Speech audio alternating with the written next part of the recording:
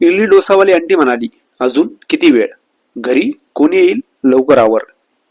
सकाळी सकाळी माझा मित्र सचिन आणि मी नाश्ता करायला गेलो होतो. आम्ही दोघे एका इडली डोसाच्या दुकानावर गेलो आणि तिथे नाश्ता करायला लागलो. मित्राला ड्युटीवर जायचं होतं. सचिन नाश्ता करून लगेच निघून गेला. मी थोडा वेळ तिथेच बसलो आणि त्या दुकानावर एक आंटी आली. दुकान आंटीचंच होतं. आज आंटी थोडा उशिरा आली होती. आंटी दिसायला तर एवढी सुंदर होती की ती 20 वर्षाच्या मुलीला पण फिकी पाडल अशी ती इडली डोसावाली आंटी दिसायची. आंटीचा नवरा कधी कधी दुकानावर येत असे. त्यांचे 2 दुकान होते.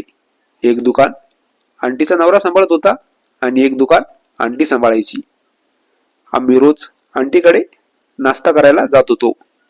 मित्र नंतर त्याच्या कामावर जात होता आणि मी तास तास आंटीच्या दुकानावर बसायचो, फक्त आंटीला बघण्यासाठी, कारण आंटी मला खूप आवडायची.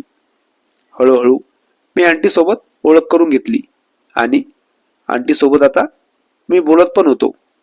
आंटी मला म्हणायची की कुठे कामावर जात नाही का?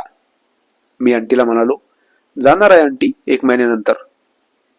एक दिवस तर आंटी मला तिच्या घरी घेऊन गेली आणि मी आंटीला म्हणालो, आंटी तुमचा नवरा खूप नशीबवान आहे. आंटी म्हणाली, कसं काय?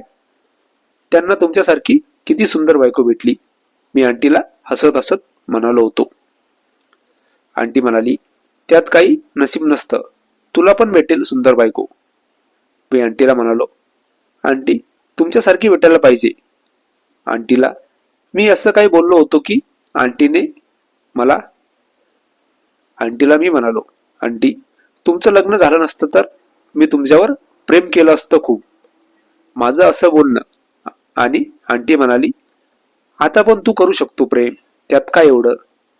मला तर आंटीने बिनधास्तपणे होकार दिला आणि मी आंटीला थोडा पण वेळ न लावता लगेच आंटी म्हणाली, अरे तुला मी थोडी परमिशन दिली, तू तर पूर्णपणे माझ्यासोबत असं. मी तर आता आंटीचं काही ऐकणार नव्हतो. आंटी आणि मी दोघे आंटीच्या घरामध्ये खूप वेळ होतो. शेवटी आंटी म्हणाली, अजून किती वेळ? कोणी येईल घरी? चल लवकर आवर, जायचं आपल्याला दुकानवर. थोड्या वेळाने आम्ही दुकानवर गेलो.